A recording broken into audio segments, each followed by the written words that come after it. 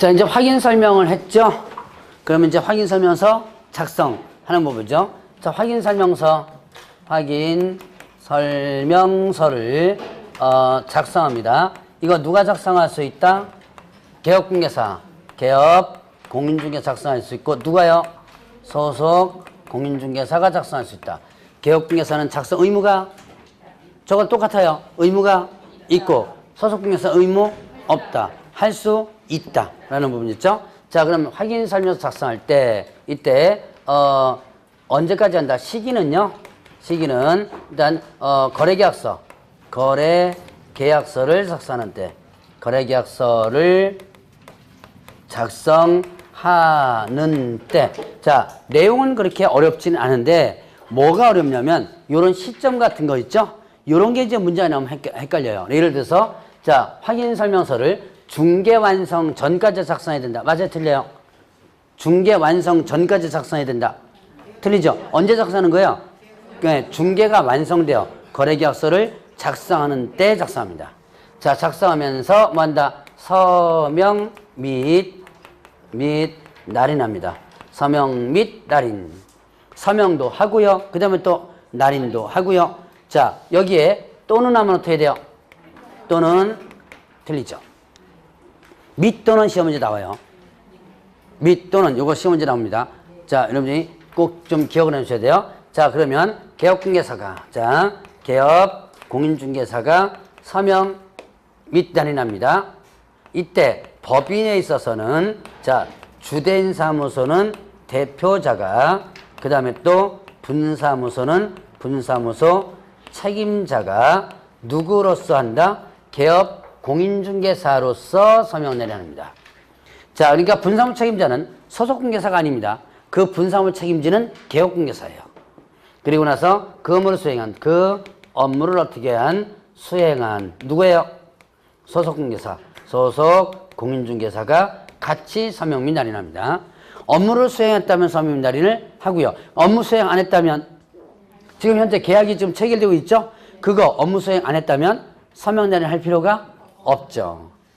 자, 수행했다면. 그러면 중개보조는 서명 날인 의무 없죠? 자, 그러면 중개보조니 서명 날인 했습니다. 중개사법 위반일까요? 아닐까요? 아닙니다. 서명 날인 해도 되고 안 해도 되고 의무 아니고 상관없어요. 자, 근데 누가 같이 해줘야 돼요? 개업 공인중개사와 같이 해주면 되죠. 자, 이제 서명 날인 했습니다. 그러면 일단 교부해줘요. 누구한테? 쌍방, 거래 당사자에게 쌍방. 그 사본을 보관합니다. 몇 년간? 네, 3년간. 자, 확인 설명서 몇 년간이에요? 3년. 자, 아까 3년짜리 더 나왔죠? 뭐예요? 전속 중개계약서. 전속 중개계약서 몇 년? 3년. 자, 그럼 전설은 3년입니다. 전설. 전 뭐예요? 전속 중개계약서. 설명서. 이렇게 된 거죠. 자, 요거 위반하면 개업공개사는 어떻게 된다? 업무정지예요. 업무정지. 소속공개사는 어떻게 한다? 자격정지인데 이 자격정지는요. 서명 및 날인과 관련된 부분이에요. 다른 건 아니고요. 자, 교부보관은 다 이 누구 거예요? 이거 다. 개업 공인중개사 거죠? 그래서 서명 및 날인 것만 자격정지예요.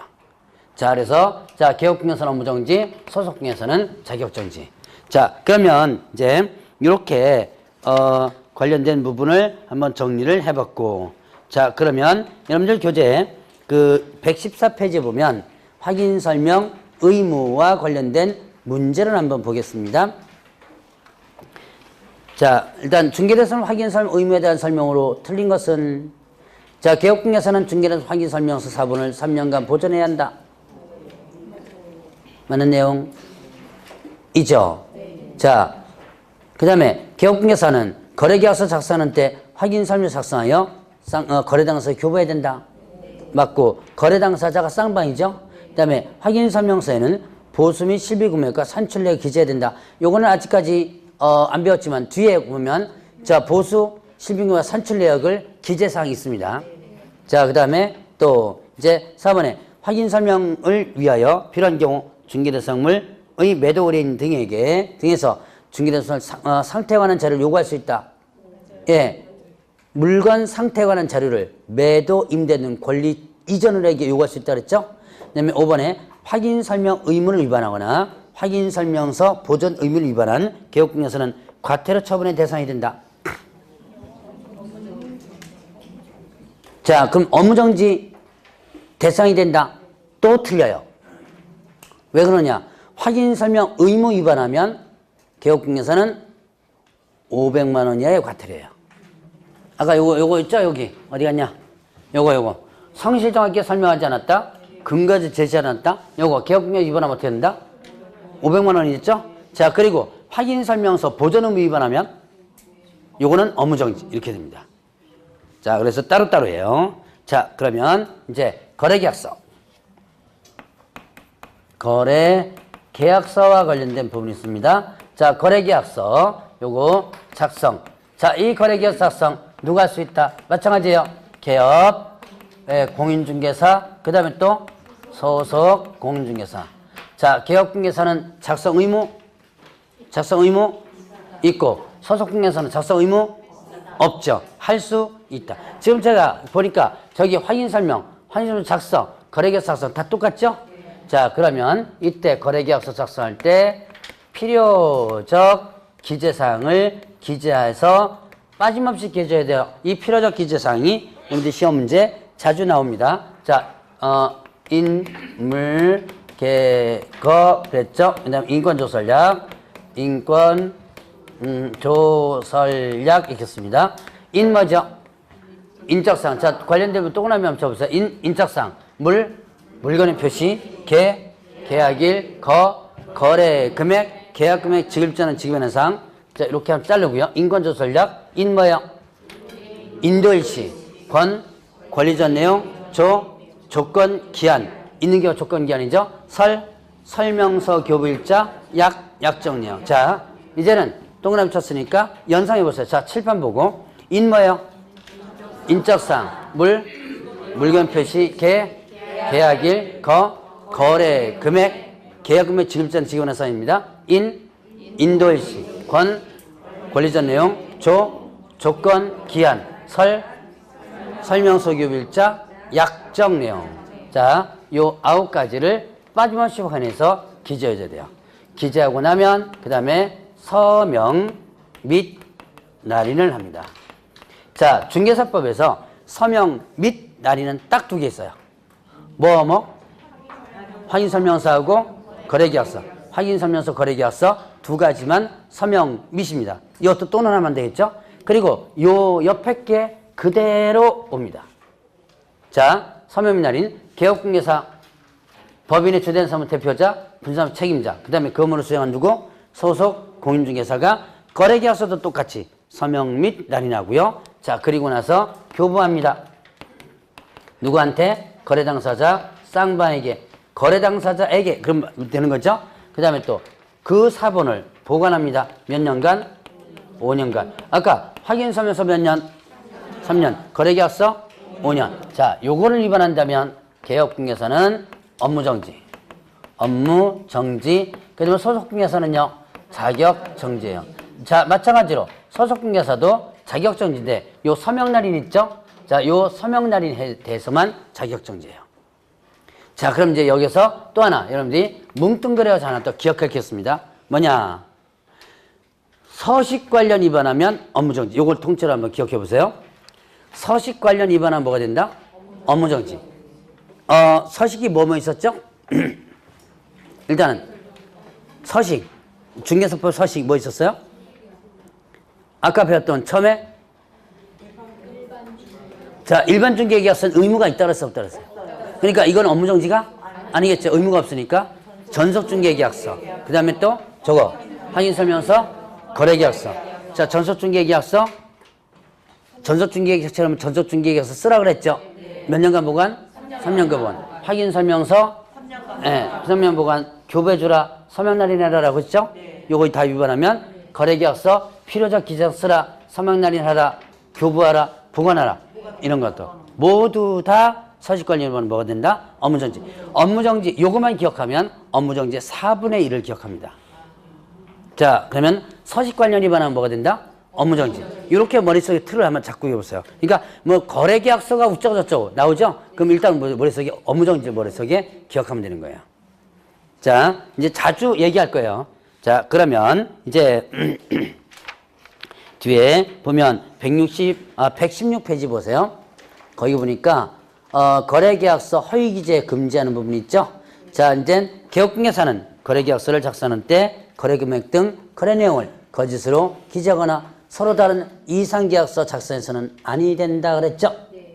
그러니까 거짓 기재하거나 이중계약서 작성하면 안 된다. 이거 위반하면 어떻게 돼요? 개업 공인중개사는 상대 등록 취소, 소속공개사는요 자격 정지. 자, 거래계약서 거짓 기재 이중계약서 이건 별도죠. 일단은 상대 등록 취소, 개업공개사, 소속공개사 자격 정지 이렇게 됩니다. 지금 현재 거래계약서 법정 서식은 없어요. 자, 다만 국토교통부 장관이 표준서식을 정해서 사용을 권장할 수 있다고 했습니다. 자, 국토교통부 장관이 표준서식 정해서 사용을 권장할 수 있다. 이거 어디서 들어본 것 같지 않아요? 예, 맞아요. 일반중개계약서. 자, 일반중개계약서 보니까 국토교통부 장관이 표준서식 정해서 사용을 권장할 수 있다고 그랬죠? 자, 거래계약서도 마찬가지로 국토교통부 장관이 표준서식 정해서 사용을 권장할 수 있다고 그랬습니다. 자, 그러면 거래계약서 관련 문제 한번 보죠. 개업공개사의 중개로 거래가 성립되었을 경우 거래계약서 작성 관련 세무로 틀린 것은 자, 필요한 사항을 빠뜨리지 않냐고 확인하여 거래계약 작성하고 서명 날인해야 된다. 예, 여기 가운데 점은 뭐냐면 미체 개념입니다. 자, 그 다음에 거래계약서는 원칙적으로 중개보존이 작성할 수 없다. 예, 이거는 보조원은 절대로 작성할 수 없죠. 자, 그 다음에 또 이제 개업공개사가 거래계약서 작성할 때 이를 거래 당사자에 교부해야 된다. 예, 그리고 몇 년간 보관? 5년간. 4번 이 틀린 거죠. 그리고 5번에 개업공개사가 거래계약서를 거짓 기재하거나 서로 다른 이상의 계약서 작성의 경우 등록이 취소될 수 있다. 예, 거짓 기재 이중 계약서, 상대 등록 취소. 상대 등록 취소는 또 어디에 해당되죠? 업무정지 이렇게 되죠. 자, 그러면 이제 손해배상 책임과 업무보증 설정 의무 보죠. 자, 손해배상 제도. 자, 민사상의 손해배상 제도가 있긴 했는데 중개사법에서 별도로 일단 손해배상에 대한 부분을 규정하고 있다 그랬어요. 자, 그러면 그 118페이지 보니까 손해배상 요건이 있습니다. 손해배상 요건. 일단은 고의 또는 과실. 자, 뭐를 함에 있어서 고의 또는 과실이에요? 중개행위를 함에 있어서. 자, 손해배상 요건에서 보면 중개행위를 함에 있어서 고의 또는 과실. 자, 그러니까 여기서는 결국 뭐다? 중개행위가 상당히 중요해요. 자, 개업공개사 행위가 중개행위냐 아니냐가 상당히 중요하다. 그래서 판례상에서 보면 자, 이제 다음 파트 때 제가 요약집 하면서 판례를 갖다가 집중적으로 아마 강조를 집중 강의를 할 때가 있을 겁니다. 자, 일단 중개행위면 어떻게 돼요? 업무보증 설정하죠? 업무보증에서 배상을 받는데요. 중개행위가 아니라면 어떻게 돼요? 중개행위가 아니라면 자, 개업공개사 손해를 끼쳤어요. 근데 중개행위가 아닌 거에 대해서 손해 끼쳤어요. 그럼 업무보증 설정에서 배상을 받는다 안 받는다? 안 받는다. 그것 때문에 중개행위냐 아니냐가 상당히 중요하다. 그래서 중개행위를 하면서 고의 또는 과실로 의뢰인에게 손해를 끼쳤을 때 이때 과실은 무슨 과실이냐면 중과실과 경과실, 중대한 과실과 그 다음에 또 가벼운 과실 있죠? 모두가 포함되는 개념이에요. 자, 그 다음에 또 이제 이렇게 중개행위를 하면서 고의 과실로 의뢰인이 손해를 끼쳤을 때 하나가 자기 사무소를 다른 사람의 중개인 장소로 제공했을 때.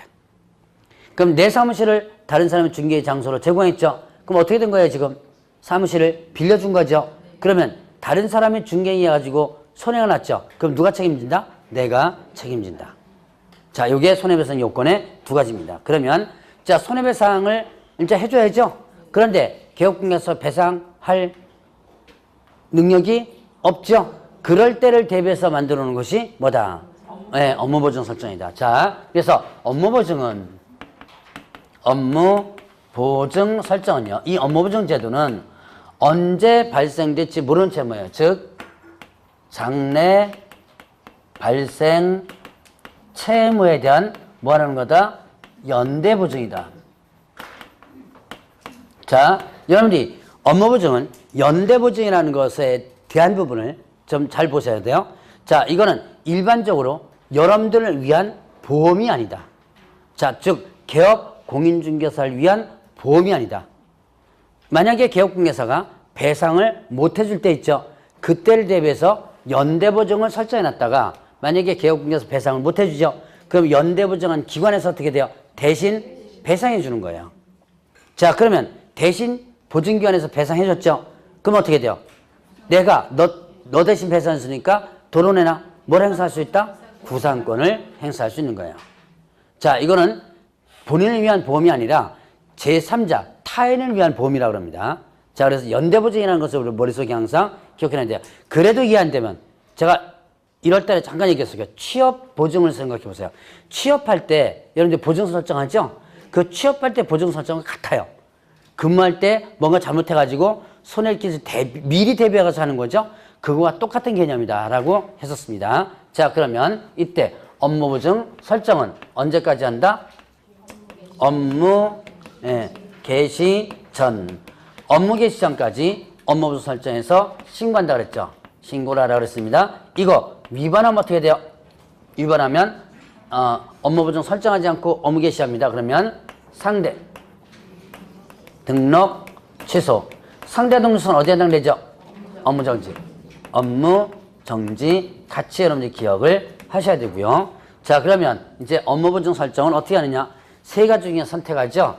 보증보험이나 보증보험, 그 다음에 또 공제, 그리고 공탁, 이렇게 세 개 중에 선택한다.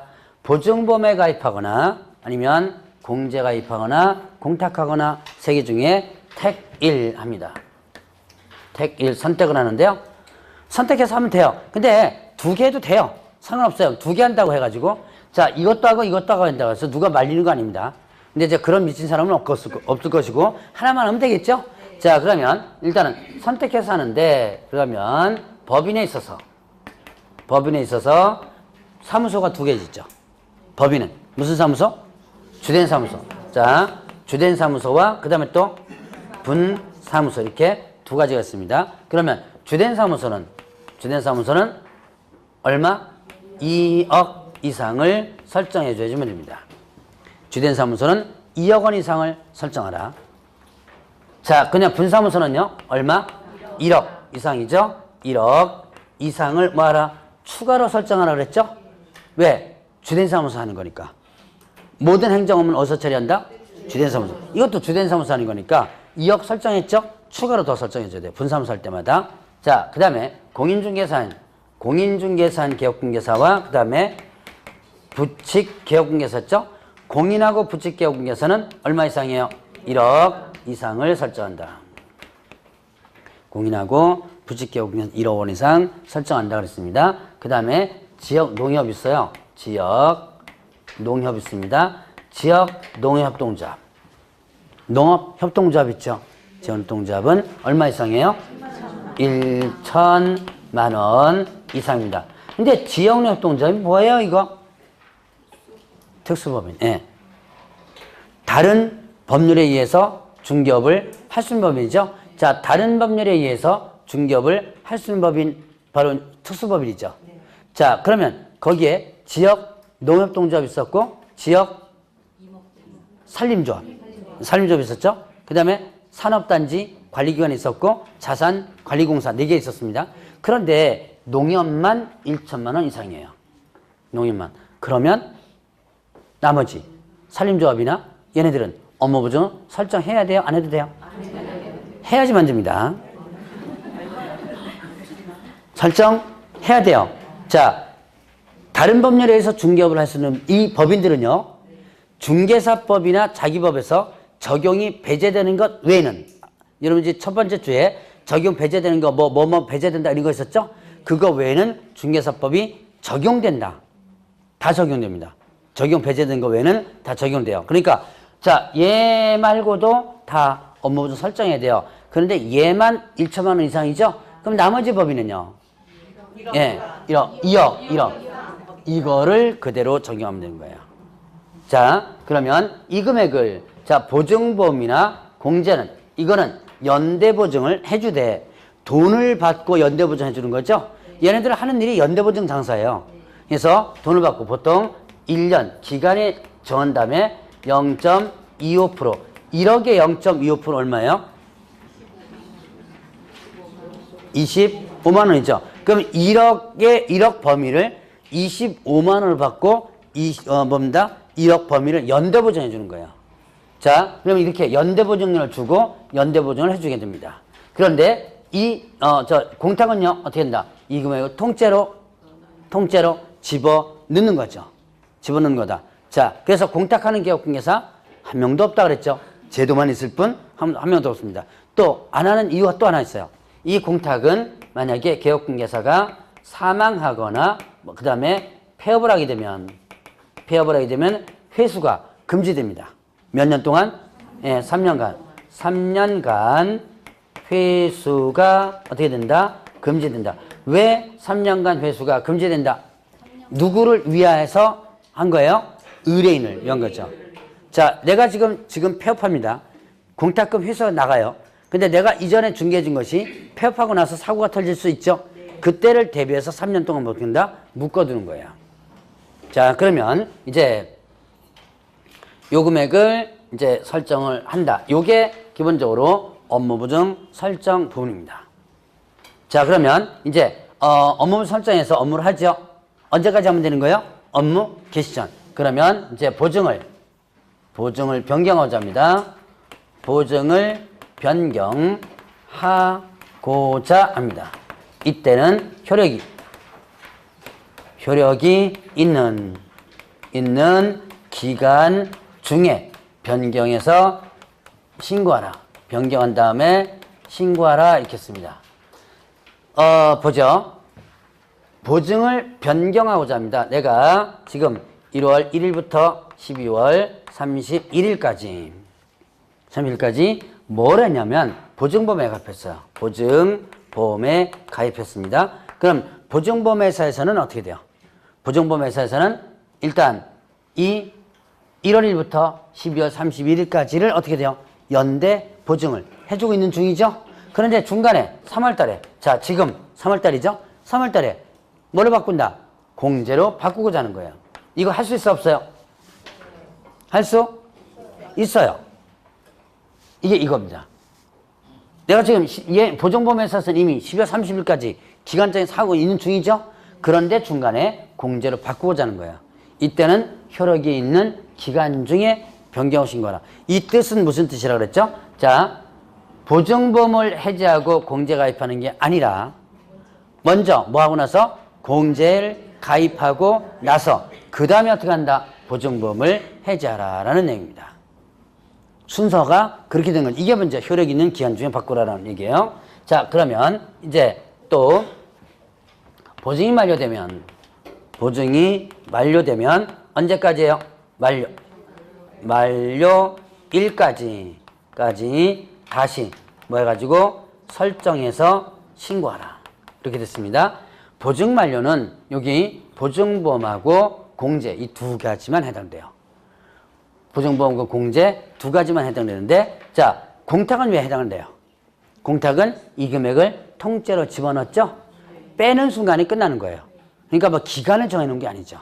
그냥 만료될 리가 없어요.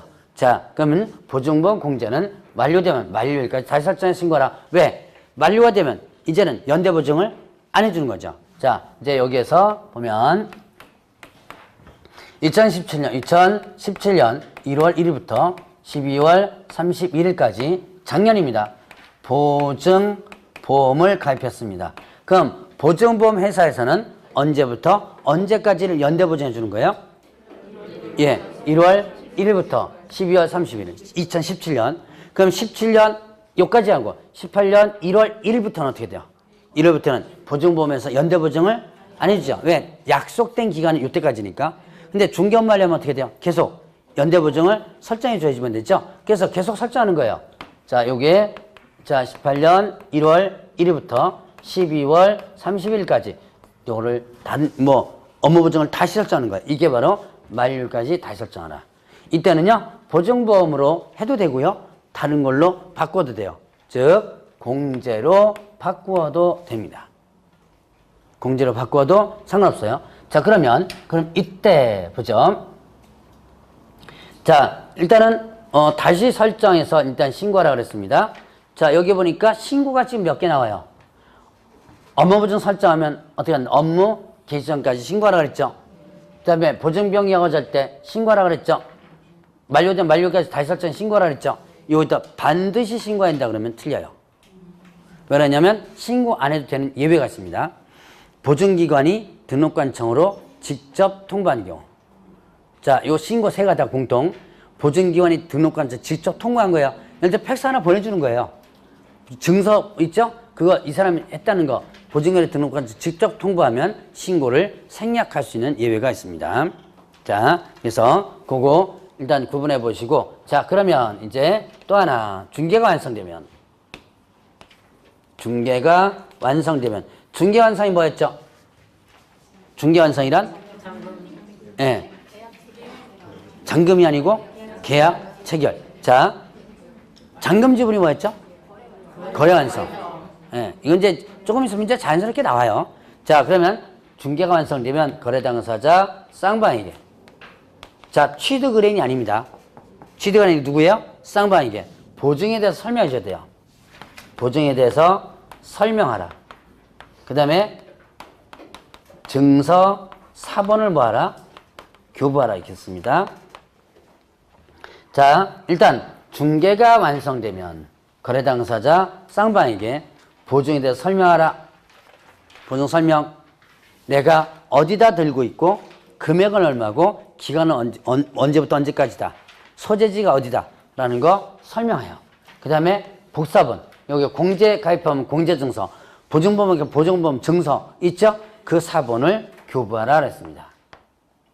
자, 언제까지요? 중개가 완성되면.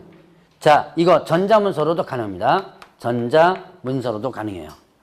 그러면 보죠. 이때 요거 왜 하죠? 요거 왜 해요? 왜요? 이유. 자, 보증에 설명하고 사본 교부죠. 이유는 뭐예요? 사고 나면 어떻게 한다? 예, 여기서 가서 받으라 라고 해가지고 여기다가 이렇게 설명을 합니다. 요거 위반하면 어떻게 된다? 100만 원 이하의 과태료예요. 자, 중개원선 되면 거래 쌍방에게 설명하고 사본 교부 주라 요거 안 하면 어떻게 된다? 100만 원 이하의 과태료. 자, 그러면 이제 보증 변경 재설정이 있고 증서 사본 교부가 그 괄호 3번에 있었죠? 자, 그러면 이제 괄호 5번에 보면 뭐가 있냐면 121페이지에 괄호 5번 보증보험의 공탁금 지급과 보전 있습니다. 자, 일단 손해배상. 자, 거기서 이제 지급이라고 되어 있는데요. 저는 이제 여기다가 다시 쓸 때는 제목을 살짝 바꿨으면 손해배상의 청구라고 한번 써보겠습니다. 누가 청구하는 거예요? 누가 청구하는 거죠? 의뢰인이 청구하는 거죠?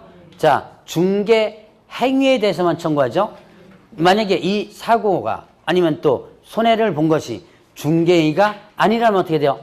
중개행위가 아니라면 청구할 수 없죠. 자, 일단 손해배상을 청구하는데, 자, 의뢰인이 어디로 직접 간다? 보증기관으로 직접 가서 청구하는 거예요. 자, 이때 청구할 때 의뢰인이 그냥 가서 달라고 그러면 어떻게 돼요? 돈을 안 주겠죠. 그래서 손해가 났다는 증명서를 들고 왔죠. 손해배상 합의서라든가 거기 여러분들 교재 나옵니다. 뭐 있죠? 확정된 판결문 화해조서 이런 것들 있죠? 자, 이런 것들을 가서 제출해 줘야 돼요. 하고 나서 이제 청구하면 돈을 주는데, 자, 공인중개사랑 개업공개사는 얼마 이상 설정해요? 1억 이상 설정하죠. 자, 그러면 1억 이상이니까 대부분 1억을 설정합니다. 최소 단위는. 자, 1억을 설정한 개업공개 있습니다. 그런데 자, 판결문이 1억 5천만 원짜리 판결문을 들고 왔어요. 얼마 줘요? 1억만 주죠. 왜? 내가 연대보증한 금액은 얼마다? 1억만이죠. 그래서 약속된 금액인 1억만 주게 됩니다. 그 5천만 원은요. 일단은 보증기관에서는 지불 안 하죠. 근데 이거 소멸되는 거? 아니다. 이거 소멸되는 게 아니라 일단 개업공개사가 다시 책임져야 돼요. 개업공개 개인적으로 다시 청구를 하면 됩니다. 그러나 현실적으로는 어떻게 돼요? 거의 못 받는 거죠. 그러나 어쨌든 법적으로는 소멸되는 건 아니다. 자, 그러면 이제 또 이렇게 손해배상을 합니다. 손해배상을 하면 자, 보증보험이나 공제는요. 손해배상을 해주는 순간에 효력이 없어져요. 자, 손해배상을 한 건에 대한 연대보증이에요. 예를 들어서 1년간 연대보증은 이제 모든 건에 대한 연대보증 해줄 수 있다. 그러면 어떻게 돼요? 이건 뭐 사고 계속 날 땐 다 못 해주죠. 그러니까 내가 한 건에 대한 연대보증 해주는 거예요. 한 건에 대한 연대보증을 했죠. 실행했습니다. 그러면 나는 역할이 끝난 거죠. 자, 그렇기 때문에 효력이 없어지는 거예요. 자, 예를 들어서 손해배상이 5천만 원 들어갔습니다. 자, 1억이 아니고 5천만 원 들어갔다 하더라도 아니면 3천만 원 들어갔다 하더라도 3천만 원 지급되는 순간 어떻게 한다? 나의 역할은 끝난 거예요. 자, 꼭 1억까지가 아니죠. 제가 아까도 그런 얘기했는데 1억 범위지 1억 범위를 연대보증 해주는 것이지 1억 자체를 연대보증이 아니에요. 그러니까 3천만 원을 했다. 아니면 1,000만 원을 배상해줬다 하더라도 내 역할은 끝난 거야. 나는 지금 얼마 받고 해주는 거예요, 지금? 25만 원. 그렇죠. 25만 원 받고 연대보증 해주는 거죠? 그러면 이제 내 역할은 이제 끝나게 된 거예요. 그러면 효력이 없어집니다. 그래서 다시 가입해줘야 돼요. 근데 공탁은 어떻게 돼요? 자, 1억을 그대로 통째로 집어넣고 있죠? 3천만 원이 청구 들어왔습니다. 빼주죠? 그럼 얼마 남아요? 예, 7천만 원의 돈이 남죠? 그럼 부족한 거 채워놓으면 되겠죠? 예, 이제 이렇게 합니다. 자, 일단 보증보험이나 아니면 공제는 손해배상해주면 다시 뭐하라? 가입을 해줘야 되고, 공탁은 어떻다? 공탁은 부족한 금액을 어떻게 한다? 보전 채워넣어라 라고 했습니다. 요거는 며칠이네? 네, 15일. 날짜 기억하세요. 15일이네. 자, 조심할 것. 보증보험 공제 다시 가입입니다. 공탁 부족금액 보전이에요. 보증보험 공제 부족금액 보전 틀립니다. 공탁 다시 가입 틀립니다. 자, 요거 이렇게 문장 나오면 틀려요. 자, 이 그림을 보고 요걸 다시 한번 설명을 드리죠. 요걸 의외로 못하더라고 보니까. 자, 내가 2017년 5월 달에 중개행위가 있었다. 이거 아마 1월 달에 들어보신 분들은 이해하실 거예요.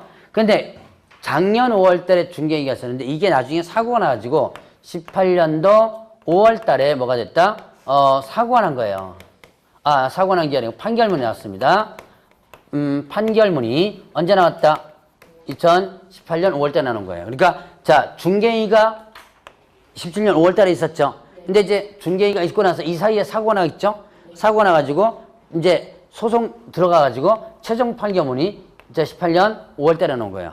자, 이 판결문을 들고 의뢰인이 손해배상을 청구하러 가겠죠? 어디로 가야 된다?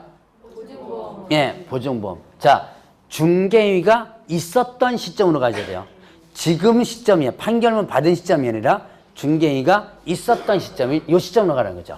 그럼 보증보험 회사에서는 어떻게 한다? 이제 뭐 예를 들어 3천만 원이면 3천만 원을 청구했다면 주겠죠. 3천만 원을 보증보험에서 줍니다. 그러면 이제는 이 보증보험은 효력이 어떻게 한다? 없어지는 거예요. 한 건에 대한 연대보증 일단 해줬죠? 효력이 없어진다. 그러니까 다시 가입하라. 며칠이네? 15일이네. 자, 이때 다시 가입하라는 얘기는 결국 언제 거를? 17년도 거를 다시 가입하라는 얘기예요. 지금 현재 언제인데? 18년도인데. 자, 그럼 왜 이렇게 다시 가입하라냐? 다른 사고가 있을 수 있죠. 그렇기 때문에 효력이 없어진 요거를 끈을 연결시켜 놓는 그런 제도다라는 부분이에요. 그런 것들을 여러분들이 일단은 이해를 하라 그랬습니다.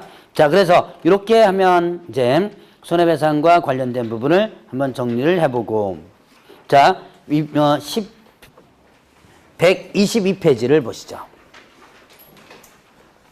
120페이지에 보면 이제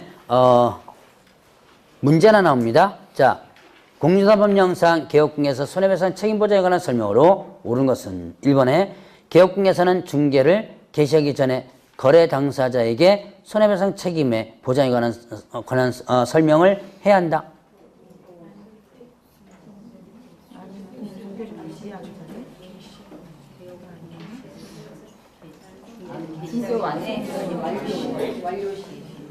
어디야? 이거 같은데요? 이거 같죠? 저 보증에 대해서 설명하라 그랬죠? 언제요? 중개 완성된 때. 말을 출제위원들도 말을 막 바꾸다 보니까 어감이 좀 이상한데 중개를 개시하기 전이 아니죠? 중개가 완성된 때. 자, 그 다음에 2번 개업공개서는 업무 개시 후 즉시 손해배상 책임 보장을 위하여 보증보험 또는 공제에 가입해야 된다. 자, 이건 어떻게 한다? 업무 개시 전. 예. 자, 3번에 개업공개사가 중개함에 있어서 거래 당사자의 손해를 입힌 경우 고의과실과 관계없이 그 손해를 배상해야 한다.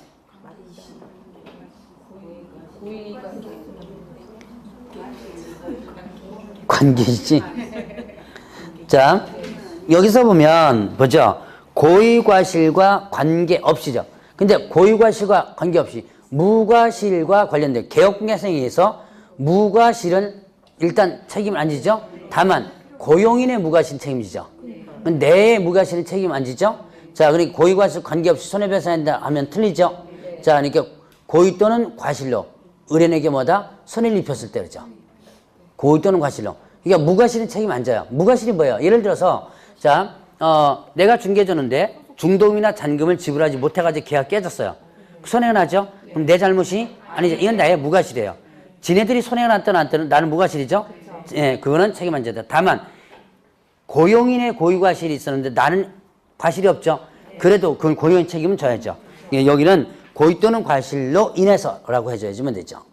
자, 4번에 개업공개사가 폐업한 경우 폐업한 날부터 5년 이내 손해배상 책임을 위하여 공탁공탁금 회수할 수 없다. 5년이 아니고요. 3년. 자, 5번에 개업공개사는 자기의 중개사무소를 다른 사람의 중개 장소로 제공으로써 재산상 손해를 발생할 때 손해배상 책임이 있다. 5번이 맞는 얘기죠. 자, 이제 마지막 123페이지에 계약금 등의 반환 채무. 오늘 요게 마지막입니다. 자, 계약금 등에 대한 반환 채무에 대한 이행을 뭐한다? 보장하는 제도입니다.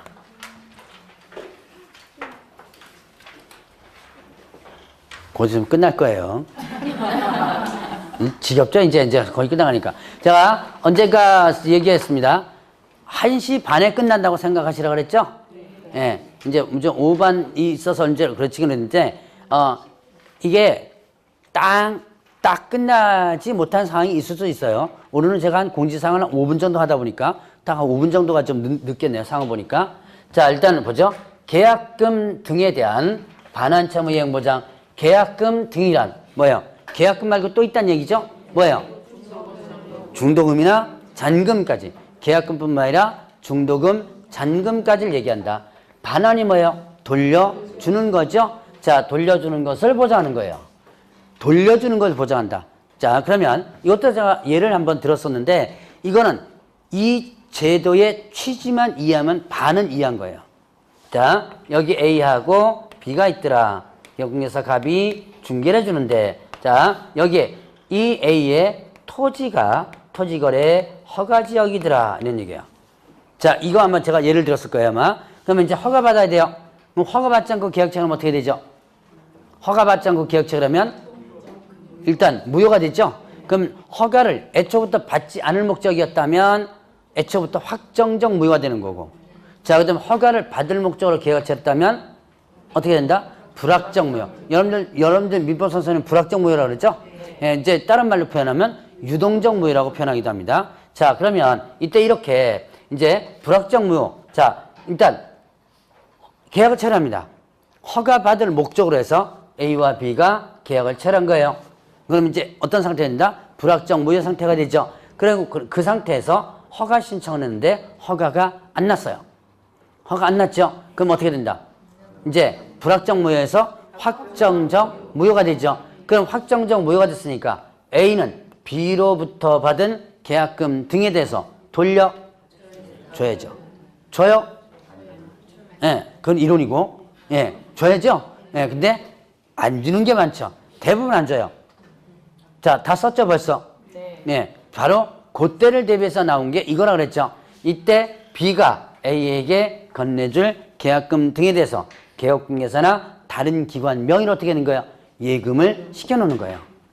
예금 시켜놨다가 자 여기서 허가를 얘가 받으면 어떻게 돼? 얘가 받을 권리가 있죠? 얘한테 돌려주는 거고 허가를 못 받으면 어떻게 한다? 얘한테 돌려주는 거죠. 이 제도가 바로 계약금 등에 반환 채무 이행보장 제도다. 이 제도는 누구를 위한 제도라 그랬어요? 예. 여기서는 권리 취득을 해. 요 B를 위한 제도죠. 자, 그래서 요거를 여러분들이 좀 주의를 해주시라 그랬어요. 이 개념만 이해한다면, 자, 이거는 이제 반은 넘어간 겁니다. 자, 계약금 등은 뭘 얘기한다? 계약금 또는 중도금, 잔금 얘기하고 이렇게 이 계약금 등에서 예치를 한다. 권고할 수 있어요. 누가요? 개업공개사가. 개업공개사가 예치를 권고할 수 있다. 권고할 수 있다. 의무 아니에요? 의무? 아니죠?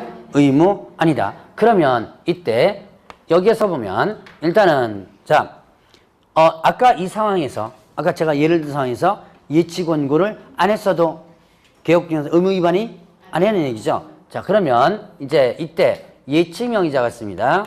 예치 명의자가 있는데 예치 명의자는 개업 공인중개사 또는 자, 보 그다음에 신체 공전 이렇게 씁니다.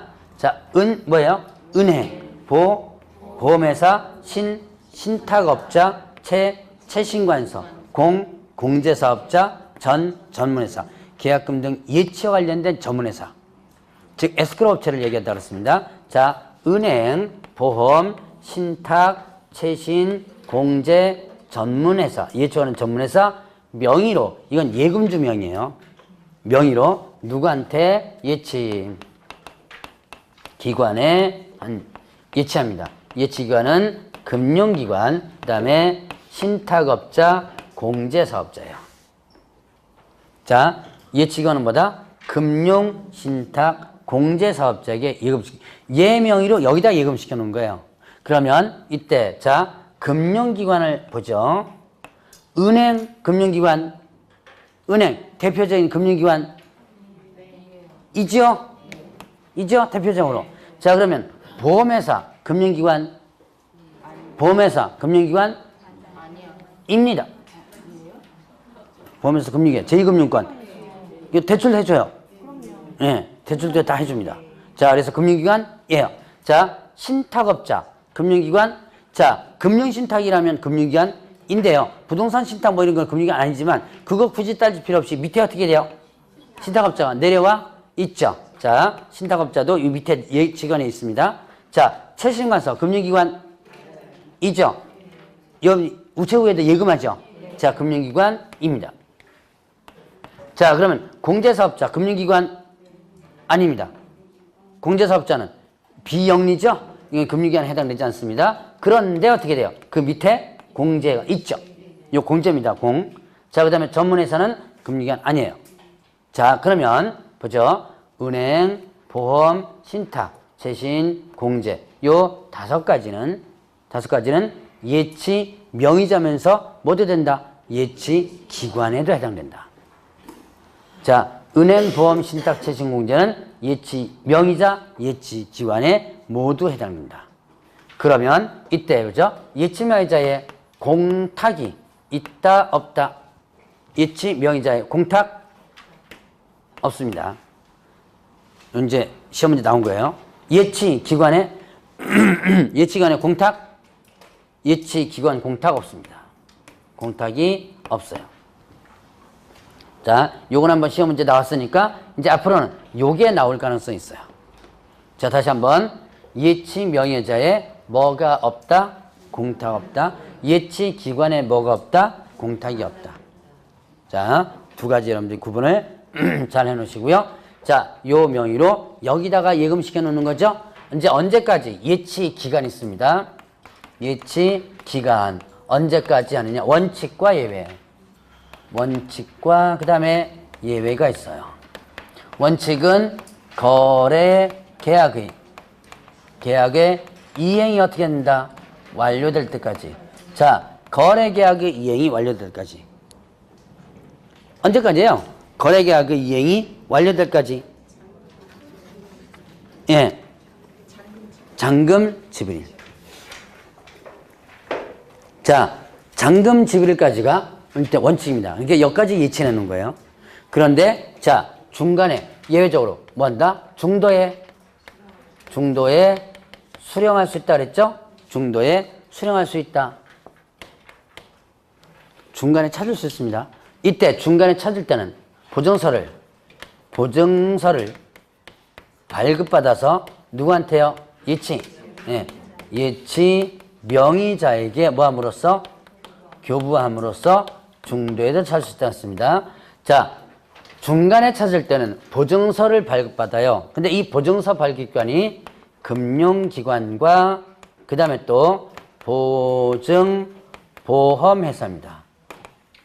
금융기관과 그 다음에 또 뭐 있다? 보증보험회사. 금융기관, 보증보험회사에서 보증서를 발급받은 거예요. 보증서를 발급받아서 예치 명의자한테 교부한다. 이거는 누구를 보호하는 규정이라고 했어요? 예치 명의자를 보호하는 규정입니다. 예치 명의자. 자, 그러면 이때 자, 이 보증서를 발급받아서 예치 기관에 교부한다. OX. 자, 이거 아주 틀리기 좋은 겁니다. 자, 예치 명의자한테 교부하는 거지. 예치 기관에 교부하는 거 아니에요.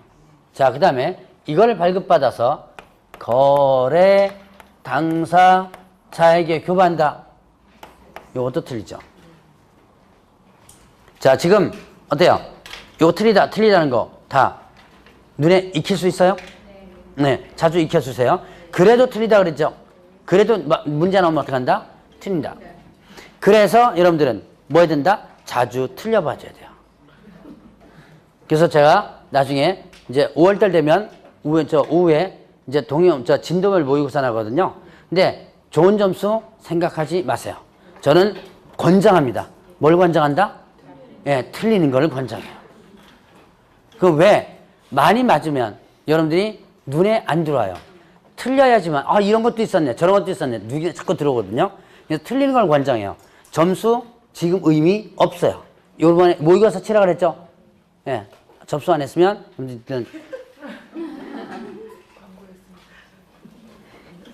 광고? 여러분들을 위해서 하는 거예요, 지금. 괜히 나중에 후회하지 말고. 자, 그래서 자꾸 쳐서 틀려봐야 돼요. 자, 일단 예치기관, 그 다음에 거래 당사자 모두 틀리다. 모의고사 보라는 소리 선생님들 안 해요? 다 하죠? 예. 네. 하라 그럴 때 하세요. 좋은 말 할 때. 네. 자, 그러면 이제 이렇게 구분해 보시고, 자, 이제 누구 명의로? 자, 개업, 공인중개사 명의로 예치합니다. 자, 개업공개사 명의로 예치하면 이때는 의무가 발생됩니다. 의무가 발생된다. 자, 네 가지 의무가 있었죠. 일단 약정하라 그랬어요. 약정하라. 인출 동의 방법. 인출 동의 방법이라든가 아니면 또 실비. 그 다음에 또 거래 안전. 거래 안전에 대해서 약정하라. 자, 인출 동의 방법. 인출할 때 누구도 동의하는다. 그 다음에 실비. 비용 나거든요. 이 비용을 누구한테 받을 수 있다? 누구한테? 권리 취득은한테 받을 수 있습니다. 자, 실비라든가 거래 안전에 대해서 약정하라.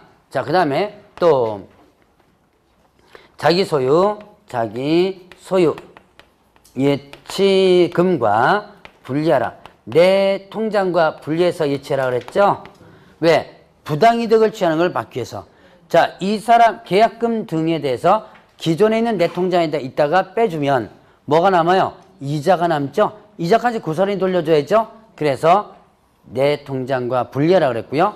자, 동의 없이는 거래 당사자, 동의 없이는 인출해서는 안 된다. 인출 금지 있습니다. 자, 동의 없이 인출해서는 안 된다. 함부로 인출하지 말란 내용이고요. 자, 그 다음에 또, 자, 이것도 못 믿어서 만든 게 있죠? 얼마만큼? 예치금액. 예치금액만큼 뭐 설정해가지고 보증을 설정합니다. 자, 예치금액 보증 설정해서 그 사본을 봐라. 교부해주라. 라고 했습니다. 자, 예치 금액만큼 보증 설정해서 사본 교부해주라. 이때도 뭘로다가 전자문서로도 가능해요. 자, 그러면 이거를 개업공개사가 위반하면 어떻게 된다?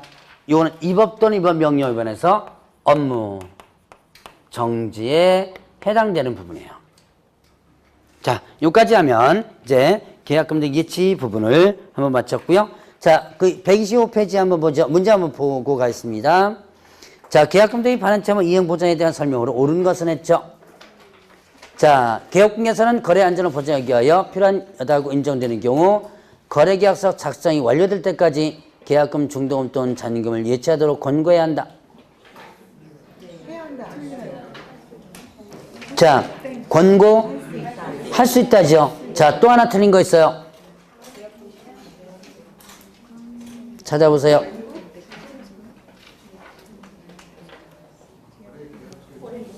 예. 거래계약서 작성이 완료될 때까지가 아니라 뭐였죠? 어디 갔냐? 거래계약의 이행이 완료될 때까지죠. 거래계약의 이행이 완료될 때까지.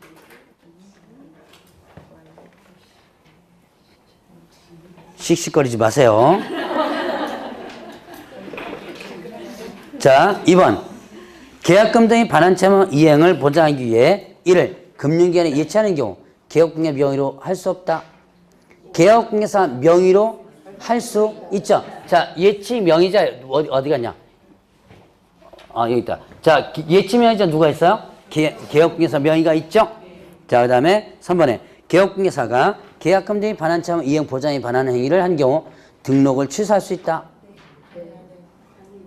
자, 요거와 관련해서 자, 개업공개사 명의로 했을 때 의무 있었죠? 요거 위반하면 어떻게 되죠? 네, 업무정지. 등록 취소할 수 있다가 아니고 업무정지. 자, 그 다음에 4번에 우체국 예금 보완 법률에 따른 채식관서도 예치관이 될 수 있다. 예, 여기 자, 지금 요 채식관서 있죠? 이게 예치 명의자에 들어가 있죠? 근데 이거는 어디에 해당돼요?